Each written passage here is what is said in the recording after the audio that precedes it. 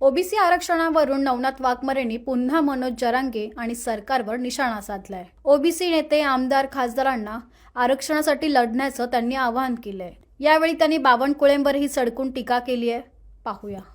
आता काल राज्य सरकारने एक निर्णय घेतला मराठा समाजासाठी की ओबीसीच्या विद्यार्थ्यांना ज्या सवलती लागू अशा 8 सवलती किंवा योजना आता मराठा समाजातील विद्यार्थ्यांसाठी लागू असणार। कसं बघताय निर्णय?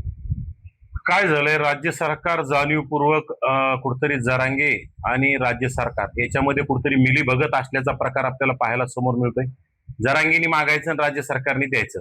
आता खरं तर विद्यार्थ्यांना दिले म्हटल्यानंतर कोणी विरोध करणार नाही, आम्ही विरोध करू शकत नाही। परंतु त्याच्यात आमचं एक म्हणणं आहे की मराठा समाजाच्या तरुणांना ओबीसीच्या सवलती लागू केल्या, परंतु मराठा समाजाच्या तरुणांना ज्या सवलती आहेत त्या ओबीसींना कधी लागू करणार तुम्ही? ज्याप्रमाणे अण्णासाहेब पाटील आर्थिक विकास महामंडळाला 30-30 लाख रुपये बिनव्याजी कर्ज मराठा तरुणांना उद्योग उभा करण्यासाठी मिळतं, त्या इकडं मग ओबीसी महामंडळाला तुम्ही निधी देत नाहीत। ओबीसी महामंडळाच्या माध्यमातून ओबीसी तरुणांना कुठेतरी उद्योग व्यवसाय उभा करण्यासाठी मदत करत नाहीत। तिकडे मराठा समाजाच्या विद्यार्थ्यांना फेलोशिपसाठी असेल, बाकी जे विदेशात शिक्षण घेण्यासाठी सारथी आहे, इकडे ओबीसीसाठी महायुती आहे। सारथीला भरघोस निधी आणि महायुतीला निधीच नाही। महायुतीच्या फेलोशिप करणारे विद्यार्थी गेल्या अनेक दिवसापासून मागण्या करताय, राज्य सरकारच्या मंत्र्यांना, ओबीसी मंत्र्यांना निवेदन देण्याचं काम करताय। ओबीसी मंत्रालय नावालाच, ओबीसीच्या योजना नावालाच, फक्त योजनेला नाव द्यायचं आणि त्याच्यात कुठं त्याला निधी द्यायचा नाही। खरं तर ओबीसी या राज्यामध्ये 52% असणाऱ्या ओबीसी समाजाला 1% सुद्धा निधीची तरतूद नाही। म्हणजे फक्त ओबीसी आमचा डीएनए म्हणायचं, ओबीसीला डीएनए म्हणून ओबीसीचे मतं घ्यायचे आणि ओबीसीच्या तोंडाला पानं पुसण्याचं काम राज्य सरकार करतंय। राज्यातले ओबीसी मंत्री कुठतरी बघ्याची भूमिका घेत आहेत आणि राज्यातला एकही ओबीसी नेता, ओबीसी मंत्री यावर बोलायला तयार नाही आणि ओबीसीचं राजकीय अस्तित्व तर वरबाडून घेतलंयच, परंतु राहिलं साहिलं आता कुठतरी ओबीसीच्या शिक्षण आणि नोकऱ्यांच्या कुठतरी सवलतीसाठी तरी यांनी बोललं पाहिजे। ठीक आहे, मराठा समाजाच्या तरुणांना आणखी काय द्यायचं तर द्या। मी तर म्हणतो एससी एसटींना ज्या सवलती त्या सुद्धा त्यांच्या काढा आणि मराठा समाजाच्या तरुणांना देऊन टाका। यापूर्वी केलेलंच आहे, कुठतरी बार्टीचा काही निधी समाज कल्याणला वळवण्याचं काम त्या मंत्र्यांनी वळवण्याचं काम केलंय। मग तुम्ही ओबीसी एससी एसटींना जाणीवपूर्वक टार्गेट करण्याचं काम सुरू आहे। माझा आरोप आहे राज्य सरकारला खरं तर आरक्षण संपवायचं की काय याचा पुन्हा सुरुवात ओबीसी पासून करायची आहे। येणाऱ्या काळात एससी आणि एसटी, आज आम्ही जात्यात असलो तर तुम्ही उद्या सुपात आहात, येणाऱ्या काळात तुम्ही सुद्धा जात्यात येणार आहात, तुम्ही सुद्धा भरडले जाणार आहात। त्यामुळे ओबीसी आणि एससी एसटीने एकत्र आलं पाहिजे। आपण मराठा समाजाच्या विद्यार्थ्यांना, मराठा समाजाच्या शिक्षणात आणि नोकरीच्या आरक्षणाला कधी विरोध केला नाही, त्यांच्या गोरगरिबांच्या लेकरांना नक्की मिळालं पाहिजे। परंतु ओबीसीचं राजकीय अस्तित्व जर कोणी वरबाडून घेत असेल आणि ओबीसीचे मंत्री जर शांत बसत असतील, झोपा करत असतील, तर ओबीसीने याच्यावर मंथन केलं पाहिजे, ओबीसीने याच्यावर विचार केला पाहिजे आणि आपल्या ओबीसी मंत्र्यांना, ओबीसी नेत्यांना, ओबीसी आमदारांना जाब विचारण्याचं काम केलं पाहिजे। नाहीतर येणारा काळ आजच ओबीसीचं राजकीय आरक्षण संपलेलं आहे आणि आज कुठेतरी मराठा समाजाच्या विद्यार्थ्यांना, तरुणांना पाहिजे ते मिळतं, परंतु जरांगेने मागायचं, सरकारने द्यायचं आणि ओबीसीच्या अनेक दिवसापासून आम्ही मागण्या करतोय, पण ओबीसीच्या मागण्यांकडे कुठेतरी दुर्लक्ष करण्याचं काम राज्य सरकार करतंय। ओबीसीच्या महायुतीसाठी आंदोलन झाले, महायुतीला निधी देण्यासाठी अद्याप त्याला काही निधी मिळालेला नाही। ओबीसीच्या महामंडळाला निधी देण्यासाठी 1 रुपया देत नाहीत। ओबीसीच्या महामंडळा माध्यमातून ओबीसीच्या उद्योजकांना 1 रुपया मिळत नाही। तिकडे मराठा समाजाच्या तरुणांना 30-30 लाख रुपये बिनव्याजी कर्ज मिळतंय। म्हणजे दुजाभाव राज्य सरकार करतंय मराठा ओबीसी मध्ये। राज्य सरकार मराठा ओबीसी एससी एसटी मध्ये दुजाभाव करण्याचं काम करतंय आणि कुठतरी जो दबाव टाकन त्याला झुकण्याचं काम राज्य सरकार करण्याचं काम करतंय। त्यामुळे ओबीसी बांधवांनी आता रस्त्यावर येण्याची तयारी ठेवावी। आपले हक्क अधिकार, आपले ओबीसी मंत्री, ओबीसी नेते, ओबीसी आमदार बोलत नसतील तर आपल्या हक्क अधिकारासाठी आपणच रस्त्यावर येऊन लढा देण्याचं काम करायला पाहिजे। आता ओबीसी आणि मराठा समाजामध्ये सरकार दबाव करत असतो, काय करत असेल सरकार असं?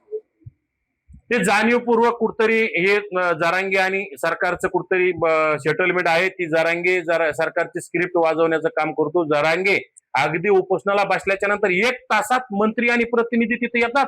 इतिहासात पहिलं आंदोलन पाहिलं असेल तुम्ही, उपोषणाला बसलेल्या माणसाला 1 तासात मंत्री भेटायला येतो. म्हणजे इतकी तत्परता, म्हणजे ते वाटच पाहत होते जरांगे उपोषणाला कधी बसन आणि आम्ही तिथे जाऊन कधी भेटतो आणि कधी ड्राफ्ट नेऊन देतो, याची वाट ते जातीवादी मंत्री एक राधाकृष्ण विखे पाटील आणि ते झाडू पोचा करणारा प्रसाद लाड तिथे जाण्याची अशी वाटच बघत होते. हे ओबीसी बांधवांनी आठवणीत ठेवलं पाहिजे. हे मंत्री कधी ओबीसींच्या प्रश्नावर बोलत नाहीत, ओबीसींचे मतं घेतात, ओबीसींच्या प्रश्नावर चकार शब्द काढत नाहीत आणि प्रत्येक विधानसभेला लोकसभेला ओबीसींची याला मतं लागत नाहीत, पण ओबीसींचे मतं लागतात. परंतु ओबीसीच्या प्रश्नावर यांना बोलायला कधी चालत नाही. ओबीसीच्या प्रश्नावर कधी तुम्हाला बोललेले दाखवून द्या, मी तुम्हाला पाहिजे ते बक्षीस द्यायला तयार आहे. तरीही ओबीसीच्या प्रश्नावर हे लोक बोलत नाहीत. या लोकांना आपण आठवणीत ठेवण्याचं काम केलं पाहिजे. ओबीसी उपसमिती आहे, ओबीसी नेते ते कोणी बोलत, तुम्ही एकटे मैदानात उतरले. हे बघा, आज आम्ही गावगाड्यातील 18 पगड जातीतील 12 बलुतेदार 18 बलुतेदारासाठी आम्ही गावगाड्यातील शेतकऱ्यांची लेकर आहोत. आम्ही काही आमदारा खासदाराचे मंत्र्याची लेकर नाही आहोत. आम्ही साधारण कुटुंबातले लेकर आहोत. आम्हाला काही कुणाची ईडीची कुणाच्या सीबीआयची भीती नाही. हे मंत्री ईडीला घाबरत असतील, हे मंत्रिपदाची खुर्ची जाईल म्हणून घाबरत असतील, परंतु ओबीसींचं अस्तित्व टिकत असताना आम्ही झोपा घेऊ शकत नाहीत. यांना झोपू द्या, परंतु आम्हाला लढावं लागणार आहे. आम्ही लढत आलोत आणि लढत राहू.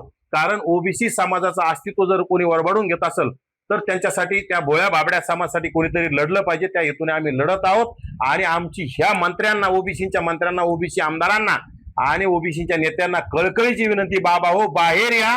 ओबीसींचं अस्तित्व टिकवण्यासाठी तुम्हाला कळकळीची हात जोडून नम्र विनंती, तुम्ही बाहेर या, ओबीसीच्या हक्क अधिकारासाठी बोला, लढा आणि राज्य सरकारवर दबाव टाका. वाटल्यास तुमचे राजीनामे द्या, मंत्रिमंडळातून बाहेर पडा, परंतु ओबीसींचं अस्तित्व टिकवण्याचं काम करा. भोळ्या बाबड्या समाजाला न्याय देण्याचं काम करावं, अशी माझी कळकळीची विनंती आहे. या सर्व विषयावर ओबीसी नेते छगन भुजबळ काही बोलत नाही.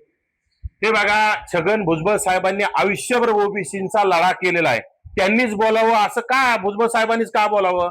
आज राज्यात ओबीसी नेते आदरणीय पंकजाताई मुंडे आहेत, त्यांनी बोललं पाहिजे. ओबीसी उपसमितीचे अध्यक्ष चंद्रशेखर बावनकुळे, तुम्हाला ओबीसी उपसमितीचं अध्यक्ष पद लागतं, मलयदार महसूल खातं लागतं, पैसे लागतात, सगळं लागतं. ओबीसी म्हणून घ्यावं वाटतं, परंतु ओबीसी नेता म्हणून घ्यावं वाटतं, परंतु ओबीसींच्या प्रश्नावर बावनकुळे चकार शब्द काढायला तयार नाहीत. बावनकुळे खरं तर 2-3 दिवसापासून ते काय एसओपीचा पत्र बाहेर आल्यापासून, राज्य सरकारने काढल्यापासून बावनकुळे पुण्या बिळात लपून बसलेत, हे आम्हाला पाहायला मिळाला. त्यांनी बिळाच्या बाहेर यावं. प्रसार माध्यम तुमची वाट बघत असतील, त्याच्यावर बावनकुळेंनी बोललं पाहिजे. ओबीसींची भूमिका ठणकावून मांडली पाहिजे. आणि तुम्हाला जर बोलायचं नसेल, तुम्हाला जर ओबीसींची बाजू राखायची नसेल, तर तुम्ही त्या उपसमितीच्या अध्यक्षपदाचा राजीनामा द्या. आणि माझी आदरणीय पंकजाताईला कळकळीची विनंती आहे, तुम्ही लोकनेत्याची लेख आहात. गोपीनाथरावजी मुंडे साहेब असते तर हा ओबीसीवर अन्याय झाला नसता. तुम्ही मुंडे साहेबाची लेख म्हणून बोला आणि भुजबळ साहेबांची बोलतील, भुजबळ साहेबाचा वयाचा विचार करा, त्यांनी बोलतील अशी वाट पाहू नका. पंकजाताईनं बोललं पाहिजे, बावनकुळेनं बोललं पाहिजे, त्यानंतर सावे साहेब आहेत, त्यानंतर अनेक मंत्री दत्तामामा भरणे आहेत. काही एकट्या भुजबळ साहेबांनी ओबीसीचं कॉन्ट्रॅक्ट घेतलंय का बोलायचं? त्या लोकांनी सुद्धा बोललं पाहिजे आणि ओबीसींना कुठेतरी संरक्षण देण्याचं काम केलं पाहिजे.